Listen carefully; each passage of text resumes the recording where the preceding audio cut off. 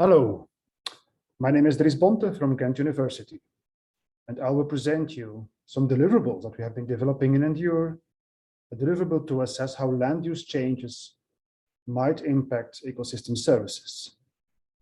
We specifically focus on the value of potential nature-based solutions for coastal protection. Let me first start with a very general figure and statistic, if you like.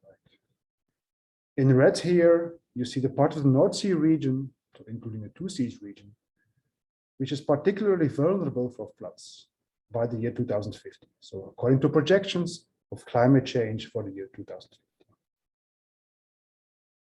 As you can probably estimate, the red zones correspond with areas that are inhabited by many people and the livelihoods. Approximately 70 million of people live over there.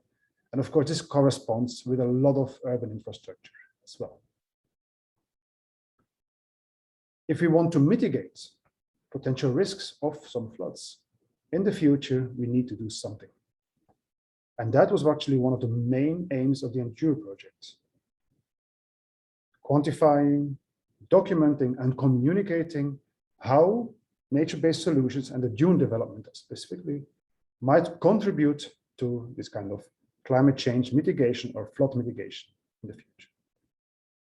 Indeed, as you can see from this report from the European Union, from 1980 to 2010, so approximately 30 years, approximately 300 euros of billion was lost in Europe alone because of floods, landslides, and storms. So changes in climate, direct effects of climate and weather conditions from climate change.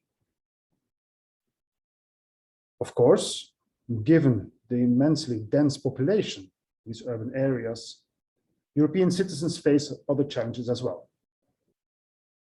An important other challenge, of course, is carbon.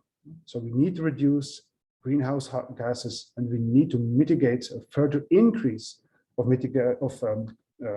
greenhouse gases in the atmosphere in order to decelerate the further climate change.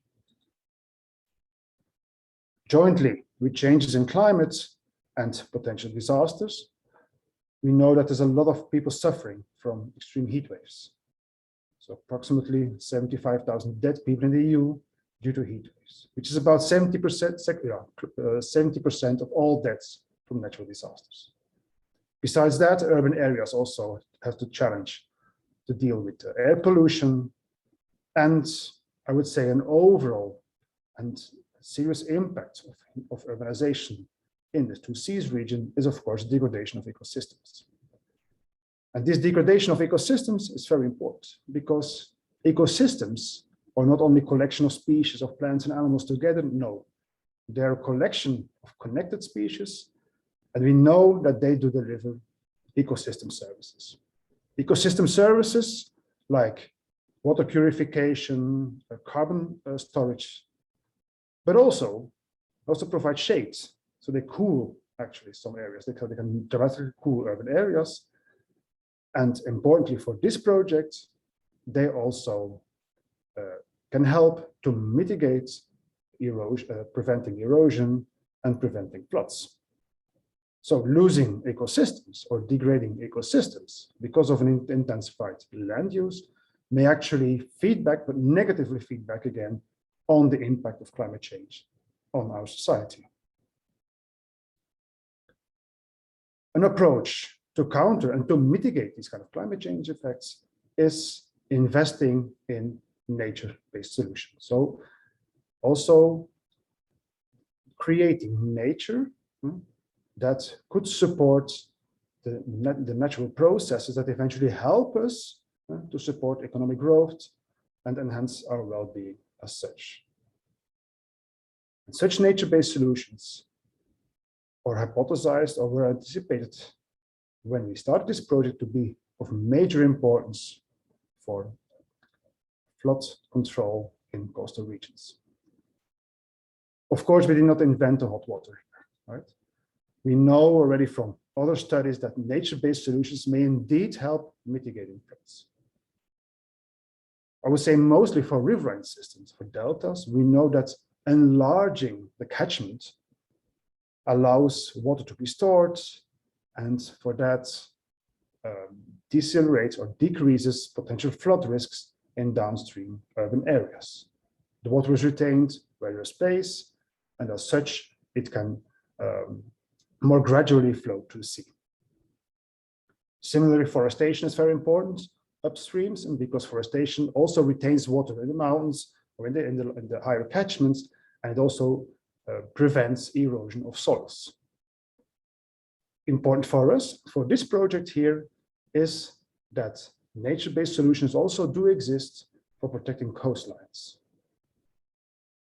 We know already from quite some work that coral reefs and mangroves are natural barriers that decrease the impact of serious storms on inland systems. In our regions, dunes and beaches are the most logical, intuitively simple nature-based solution that eventually provides a buffer between the sea and the hinterland, and therefore reduces risks of floods and inland.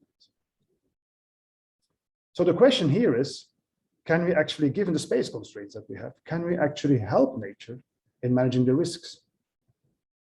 In other words, can we actually build dunes in front of dunes? Can we build dunes in front of dikes? Sorry.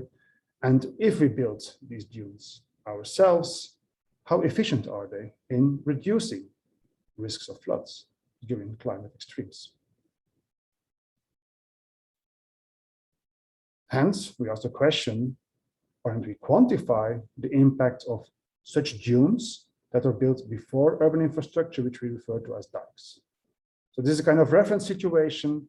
I would say a traditional urban community with a beach, hard infrastructure, dikes. There's some estuaries, there's some agriculture in the hinterlands, and of course a lot of tourism and potential industrial transport in the sea, as we know it as along the North Sea. So what happens if we actually build these kind of dunes in front of the dikes? Well, this is not only hypothetical.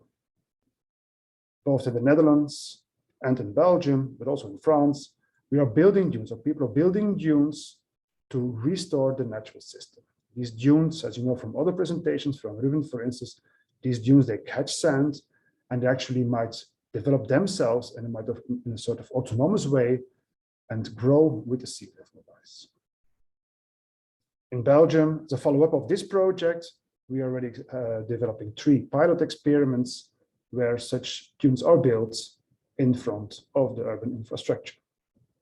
This is not new, right? If we go back in time, we know people have already been planting the dunes with marram grass, and as such, shaping the dunes to prevent further sand transport or aeolian the damage on the existing infrastructure, and of course also the agricultural areas.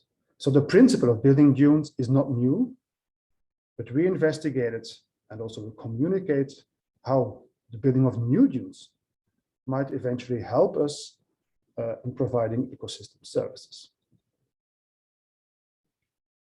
We did this based on scientific arguments.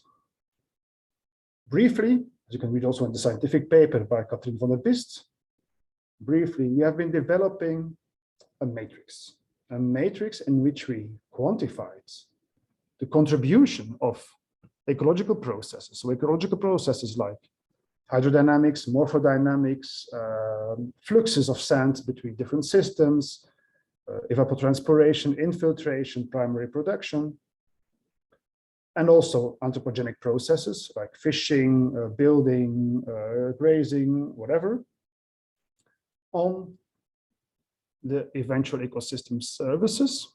But we did this by linking them through the relative occupancy, the area of the habitats that these processes actually are taking place. So briefly, we know that the different habitats, from pelagic to, let's say, dune slacks, gray dunes, mobile dunes, estuaries, we know, based on literature and also scientific experts, we know that these different habitats contribute in different amounts to the processes that I was just mentioning, the ecological processes, but also anthropogenic processes. By knowing this relationship, we are able to extrapolate or predict, if you like, how changes in land cover or habitats that are available in a certain area eventually change the produced ecosystem services. We did this in Endure by carefully calculating, quantifying how these changes in land use eventually affect all the ecosystem services that were considered.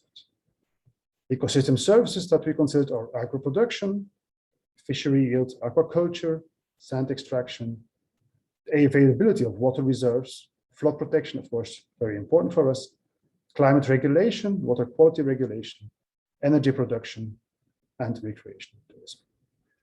And we always start from, I would say, the baseline scenario. The baseline scenario that I was outlining in the beginning of this talk.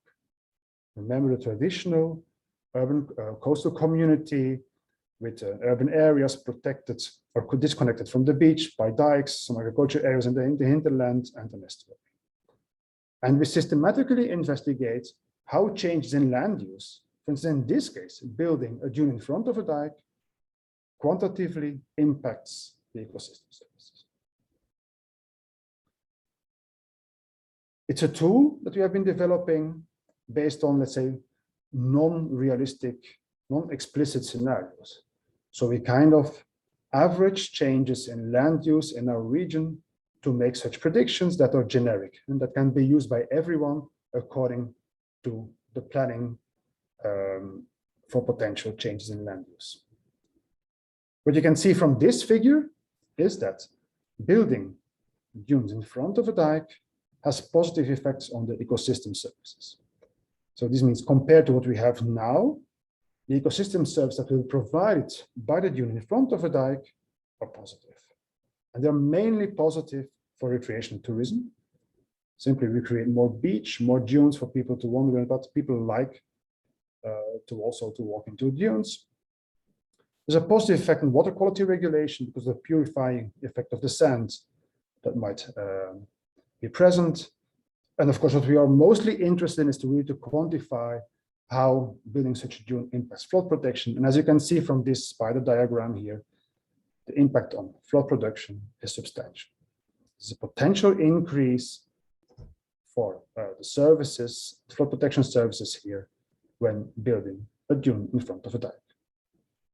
We not only did this for building dunes in front of dikes, no, we provide a tool where stakeholders and all users of the specific tool, which you can find on enduretool.eu, where all end users, stakeholders may eventually inform themselves on how potential changes in land use affect all these ecosystem services. If you would be interested in real, very specific calculations, then you would need to, I would need to refer you to the original scientific work, where you would need to explicitly have the input of the land use changes that you have foreseen, and then calculate a change in ecosystem services for your specific area as such. In the tool, remember, very generic scenarios, always visualized by these nice schemes below. I give you some other reference on some other insights, for instance, doing a business as usual. So continuing with dike protection, we see that actually cutting connection between beaches and the inland, which is in front of the agricultural areas, has overall negative effects. So there's no net gain in ecosystem services, no, rather there's a loss in ecosystem services. A loss in ecosystem services, which is obvious because, as I mentioned in the beginning, building such a dike along an entire coastline actually degrades the entire ecosystem. It disconnects the marine environment from the land environment. It disconnects any fluxes of sand, fluxes of animals and plants between the two systems. So this disconnection here is central to the loss of ecosystem services. Other nature-based solutions do exist as well. Here, but of course in the tool you can visit more. I also provide a figure or insights from calculations on the development of artificial reefs that can be built in front on the pelagic system, so below the seawater level. As you can see, that building such coral reefs also has a substantial positive impact on a lot of ecosystem services, especially on water quality regulation and a little bit also on flood protection. So you see different impacts of a different nature-based solution on the different ecosystem services. There's a slight increase in fishery yield here, because we know that these coral reefs are kind of nurseries for a lot of commercial important fish. There's a negative impact on sand extraction, of course, simply because the sand which is available there cannot be used anymore for any other purposes, because it's unavailable, it's built up, it's used for the coral reefs as such. For the artificial reefs as such, no corals. If we'd like to know more about other solutions, then, for instance, building also islands in front of the sea, then I recommend you visiting the tool endure2.eu. This tool will provide an objective, scientifically based judgment on how very specific changes in land use and nature-based solutions eventually impact the ecosystem services that the coastal region, the coastal ecosystem provides for us. I thank you for your attention. And of course, I finish again with an overview of the Endure project. I'm not at the conference for the moment, but I will be online available for answering all your questions. Thank you.